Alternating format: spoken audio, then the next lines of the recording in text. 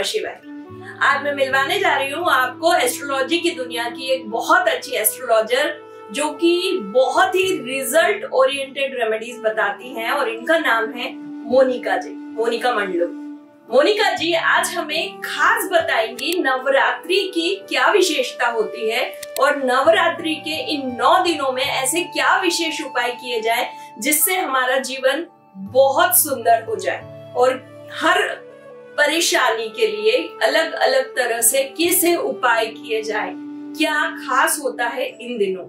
ओम नमः शिवाय। भूमिका दीदी ने मुझे इंट्रोड्यूस करा है और साथ में मैं अभी जिस तरह से चैत्र नवरात्रि आने वाली है उस चैत्र नवरात्रि के लिए मैं विशेष उपाय आपको बताना चाहूंगी, क्योंकि ये जो चैत्र नवरात्रि है विशेष होती है क्योंकि जो 4 ऋतुएं होती हैं इन 4 ऋतुओं के साथ ही 4 नवरात्रि भी होती है, लेकिन ये जो चैत्र नवरात्रि है ये विशेष है। इसी के साथ हम हमारी विशेष मनोकामनाओं के लिए उपाय कर सकते हैं और हमारे जो कुंडली है उस कुंडली के जो ग्रह हैं उन ग्रहों, जैसे नवग्रह होते हैं वैसे ही नवरात्रि है, तो हम हमारे ग्रहों को भी बहुत अच्छे से स्ट्रॉन्ग कर सकते हैं। किसी भी तरह की जो कुंडली में जो दोष हैं इस नवरात्रि पर हम उपाय कर और इनका समाधान ले सकते हैं। मोनिका जी, बहुत बड़ी समस्या जो अक्सर मुझसे भी लोग पूछते हैं कि रिश्ते तो आ रहे हैं लेकिन वहाँ पर बात नहीं बन रही है, कभी कुंडली नहीं मिलती है, कभी विचार नहीं मिलते हैं, परिवार नहीं मिलते या फिर रिश्ते ही नहीं आ रहे हैं, बिल्कुल ब्लॉक लगा हुआ है जैसे, और घर में शादी विवाह के योग ही नहीं बन रहे। तो क्या नवरात्रि में ऐसा कोई उपाय है जिसको करने से विवाह के योग बहुत जल्दी बन जाए? जी बिल्कुल, बहुत अच्छा उपाय है जो कि हम नवरात्रि में कर सकते हैं। जो कुंवारी कन्या है, जो मनचाहा वर प्राप्त करना चाहती हैं, उनके लिए भी ये बहुत अच्छा उपाय है। माता जी को लाल फूल बहुत अति प्रिय है, वो लाल जो गुड़हल का फूल होता है वो अर्पित करें। साथ में जो स्तुति है जय जय गिरिवर राज किशोरी जय महेश मुख चंद चकोरी, ये माता पार्वती की स्तुति है जो कि सीता जी ने राम भगवान को पाने के लिए की थी। तो ये स्तुति करिए और माँ से यही प्रार्थना करिए कि बहुत अच्छा जीवन साथी भी मिले और आगे हमारा जो दाम्पत्य जीवन है वो भी बहुत अच्छा रहे। ये इतना विशेष उपाय है कि अगर कोई भी कन्या करती है इसे तो 100% ये लाभप्रद है। धन्यवाद मोनिका जी। जैसे मोनिका जी ने बताया जय जय गिरिवर राज किशोरी, इसका एक बहुत विशेष महत्व है हमारे देश की। यदि हर बच्ची ये करने लग जाए तो उनके अंदर की जो शक्तियां जागृत होगी, ये उनके जीवन में बहुत अच्छे प्रभाव डालेगी। कॉन्फिडेंस बिल्डिंग के लिए भी इस पार्ट का उपयोग किया जा सकता है। नवरात्रि में जैसे कई लोग होते हैं जो बहुत अच्छा अपना मनचाहा काम करना चाहते हैं, व्यवसाय और अपने व्यापार में बहुत वृद्धि चाहते हैं। क्या आप हमें व्यवसाय वृद्धि के लिए कोई उपाय बताएंगे जो नवरात्रि में किया जा सकता है? जी भूमिका दीदी, देखिए अगर ये जो 9 दिन होते हैं ना, इसमें एक एनर्जी लेवल ही बहुत अच्छा होता है। प्रकृति का जो एनर्जी लेवल है ये बहुत ही अच्छा होता है और इसमें अगर कोई ये उपाय करता है बिजनेस से संबंधित या अपने धन प्राप्ति से संबंधित तो ये बहुत ही कारगर है। जिस तरह से हनुमान जी को अगर मीठा पान अर्पित करते हैं इन्हीं 9 दिन में, स्पेसिफिक उसमें लौंग जरूर अर्पित हो। लौंग का जो है जो पान रहेगा उसमें लौंग अगर रहता है तो वो भी बहुत अच्छा है। तो उसी मनोकामना के साथ अगर आप करते हैं या अर्पित करते हैं हनुमान जी को पान का बीड़ा तो बिल्कुल वृद्धि होना ही है। धन्यवाद। जैसे आपने कहा नवरात्रि और नवग्रह, क्या इसका सीधा कनेक्शन हमारे ग्रहों से है और यदि है तो क्या राहु केतु को कंट्रोल करने के लिए हम इस नवरात्रि में कोई उपाय कर सकते हैं? ये तो विशेष है। चैत्र नवरात्रि तो राहु केतु जो ग्रह हैं उनको कंट्रोल करने के लिए बहुत ही अच्छा एक समय है जिसमें बहुत ही आसान उपाय है जो कि आप कर सकते हैं।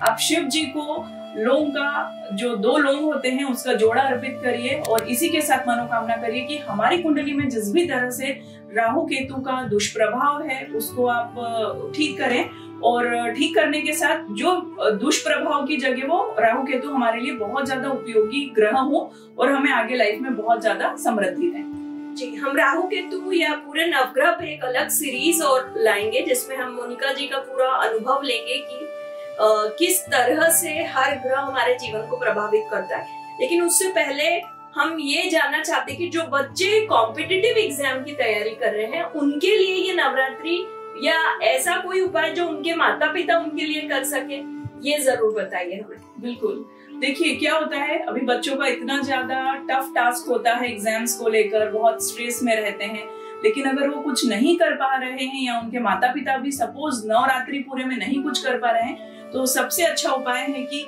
9 दिन में किसी एक दिन भी या फिर नवमी के दिन माता जी का मंदिर में लाल जो ध्वजा है उसे अर्पित कर दें। वो बेस्ट उपाय है। अच्छा, लाल तरह से माता जी के मंदिर में आप ध्वजा अर्पित करेंगे, वैसे ही बच्चों को सफलता प्राप्त होगी। हाँ, ध्वज का साइन, ध्वज जीत का साइन है। तो जो मोनिका जी ने बताया उसका मतलब यही, जैसे हम कहते हैं ना झंडे गाड़ दिए, मतलब आपकी जीत का निशान, आपकी विजय का जो सिंबल है वो ध्वज है। नवमी के दिन आपको लाल कलर का ध्वज दुर्गा माता के मंदिर में अर्पित करना है, जिससे आपकी सफलता निश्चित हो जाएगी। जैसे आजकल का जो समय है वो इतना भागदौड़ का है, एक तरह के कंपटीशन पूरे समय दिमाग में चलता है, कॉर्पोरेट में काम करें, कोई बिजनेस हो किसी भी तरह का, तो क्या मोनिका जी आप हमें कुछ ऐसा उपाय बताएंगे जो कि एंजाइटी कम करे? यदि वो उपाय हम इन 9 दिनों में करते हैं कंटिन्यूअस, तो उससे हमारी एंजाइटी कम हो और विचारात्मक रूप से हम और ज्यादा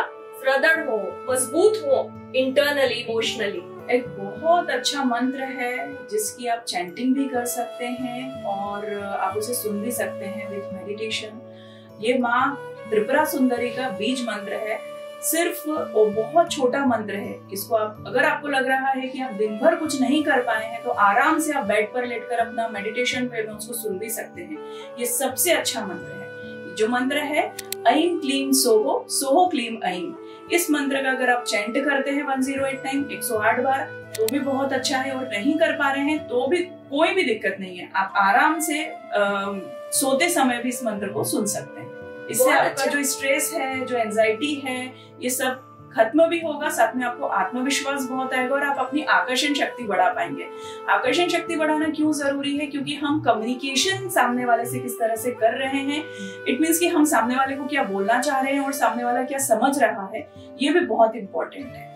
हम कहीं भी अगर किसी भी इंटरव्यूज में जा रहे हैं या फिर हम हमारे बॉस से भी बात कर रहे हैं, लेकिन इसमें भी कहीं ना कहीं प्रॉब्लम आती है। हम करना बहुत अच्छा चाहते हैं लेकिन उसका आउटपुट वैसा नहीं मिलता है। तो अगर आप इस मंत्र को भी चैंट करते हैं, सुनते हैं, तो ये बेस्ट है आप लोगों के लिए। बहुत धन्यवाद, आपने बहुत अच्छी जानकारी हमको दी।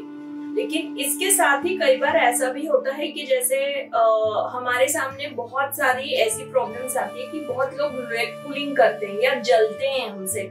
अलग अलग समय में ऐसा होता है कि काम बहुत अच्छा चल रहा है और अचानक से काम बंद हो गया। कुछ चीजें अच्छी अपॉर्चुनिटी आई लेकिन वो कन्वर्ट ही नहीं हुई या नजर लग गई। नवरात्रि में ऐसी कोई चीज है जिसमें नजर दोष के उपाय किए जा सके, या जो भी हमारे काम रुक रहे हैं अचानक से, हम उनको और अच्छे से सकारात्मक वे में कर सके? बिल्कुल। आप पीला सरसों तो आपको पता ही होगा। पीला सरसों आप माता जी के पास रखिए 9 दिन तक, उसको पूरा हील होने दीजिए और फिर एक पोटली बनाकर या एक सफेद कपड़े में उसको बांधकर हमेशा अपने साथ रखिए। अपने वॉलेट में, अपने लैपटॉप बैग में, अपने हैंड बैग में आप रख सकते हैं। बहुत ही अच्छी जानकारी आपने दी। आपने बहुत छोटी छोटी चीजें मोनिका जी ने हमें बताई जो हमारे घर में या हमारे आसपास उपलब्ध है या हमारे खुद के मन की स्थिरता से जुड़ी हुई है। यदि हम इनका उपयोग करते हैं और अपने सारे समाधान कर लेते हैं इन्हीं दिनों में, जो कि 9 अप्रैल से 17 अप्रैल तक है, क्योंकि 9 अप्रैल को गुड़ी पड़वा है और इसी दिन ज्योतिषीय दिवस भी है।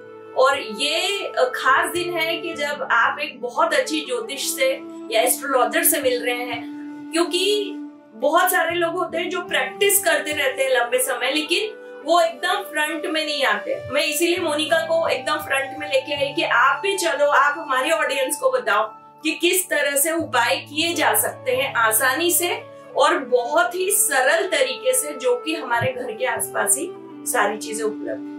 आप ऐसी ही बहुत खास जानकारियों के लिए हमारे चैनल को सब्सक्राइब कीजिए और जुड़े रहिए, क्योंकि हम आपके लिए बहुत सारी नई चीजें और लेकर आते रहेंगे। ओम नमः शिवाय। ओम नमः शिवाय।